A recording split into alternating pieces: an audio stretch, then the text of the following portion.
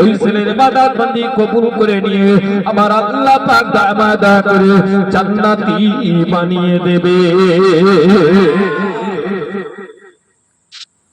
আমরা সব মা বাপকে খেদমত করি। মার একটু মন খিটমিটে হয়ে গেছে, মা যদি কিছু বলে মার সঙ্গে আর কথা বলে। সমাজে আছে না নাই? আরে সমাজে আছে না নাই? জোরে বলো। কেন বাড়ি গেলে ভয় হচ্ছে যদি খাট থেকে নেমিয়ে দেয়, দিদির কথাতে তুমি এ করে এসছো, তুমি তোমার মাকে ভালোবাসবে, বাপকে ভালোবাসবে।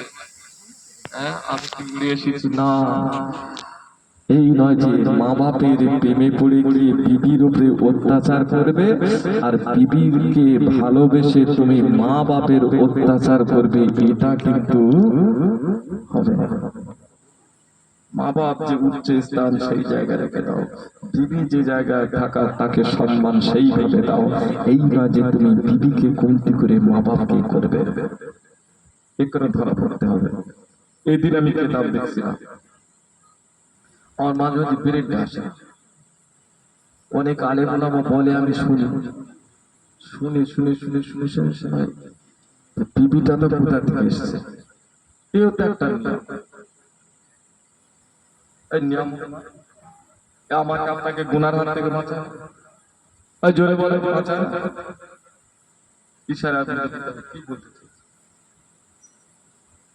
এরও দরজা আছে। কিতাব খুলে দিলাম, হ্যাঁ অবশ্যই দরজা আছে।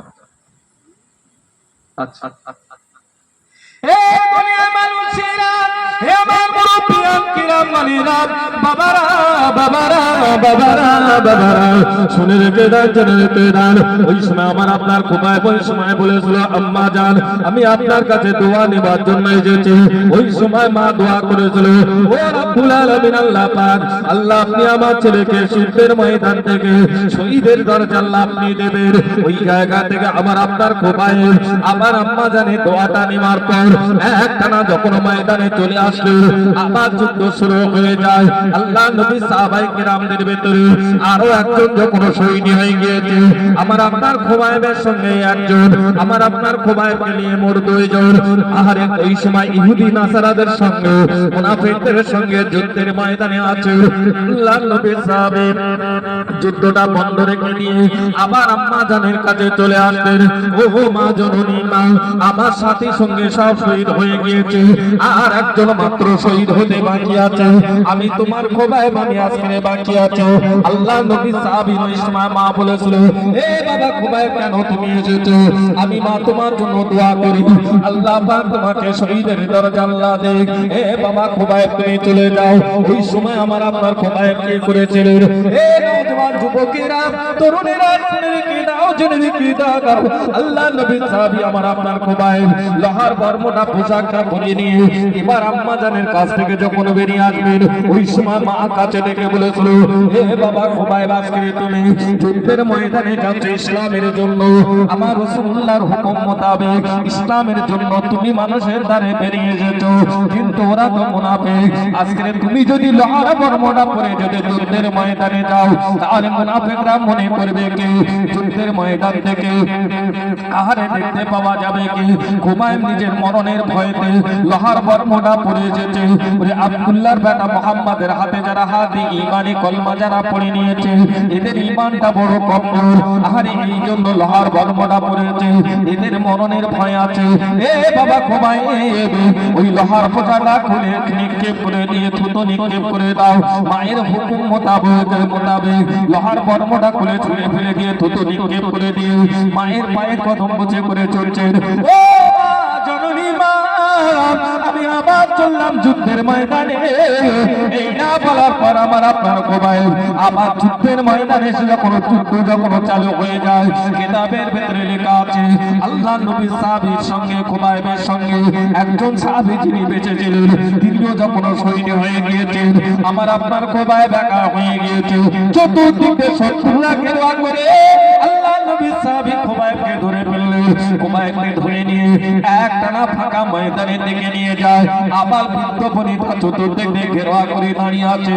খুবাইব নিজে চোখে দেখতে পাচ্ছে আমার স্বজনেরাও, আরে আমি আজকের যে কওমের ভিতরে ছিলাম সেই কওমের মানুষ আজকে আমাকে এই জায়গায় অ্যাটাকটা করার জন্য আজকে আমাকে ধরে নিয়ে এসেছে। এরা তো আমার সঙ্গে মুনাফিকি করেছে। আহারে যদি আমার সোনার নবীকে ধরে নিয়ে আসতো, না জানি এরা আজকে কি করতো। ওই সময় খুবাইবের কওমের মানুষেরা বলছে, এ খুবাইব এখনো পর্যন্ত সময় আছে, আব্দুল্লাহর বেটা মুহাম্মদকে এই জায়গায় এনে দাও, তোমাকে জীবন ভিক্ষা দিয়ে দেওয়া হবে। ওই সময় আমার আপনার খুবাইব বলেছিল, এই নাদানেরা তো শুনে রেখে দে, জেনে রেখে দে, আমার মতো একটা খুবাইব কেন, আমার মতো হাজার হাজার খুবাইব যদি দুনিয়াতে যদি শেষ হয়ে যায়, আল্লাহ দ্বীন ইসলামের কোনো ক্ষতি হবে না, হবে না, হবে না। আর যদি নূরে মুজাসসাম আমার রাসূল যদি দুনিয়ার জমিতে কোনো ক্ষতি হয়ে যায়, আল্লাহ দ্বীন ইসলামটা চিরতরের জন্য বন্ধ হয়ে যাবে।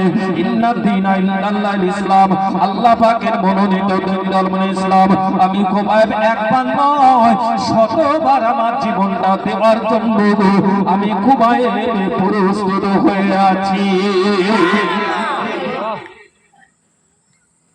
আমার জীবনটা জীবন নয়,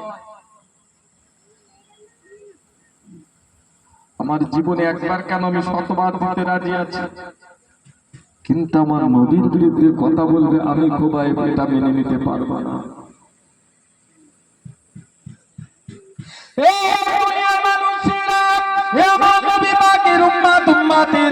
তাহলে আজকের দিনে সাহাবায়ে কিরামদের দিকে লক্ষ্য করেন আর নিজেদের দিকে লক্ষ্য করেন। আমি আপনি নবীকে কতটা প্যার করে ভালোবাসি। একটা অরিজিনাল থেকে জেরাস করলে যেমন হয়ে যায়, সেই জেরাস থেকে আবার জেরাস করলে যেমন হয়, সেই জেরাসটা থেকে আবার জেরাস করলে যেমন হয়, সেই জেরাসটা থেকে আবার জেরাস করলে যেমন হয়। জেরাস করতে করতে করতে করতে করতে করতে দেখতে পাওয়া যায় একটা সাদা পৃষ্ঠা আকারে হয়ে যায়, ঝাপসা হয়ে যায়। সেই মহব্বত আজ আমার আপনার ভিতরে আছে।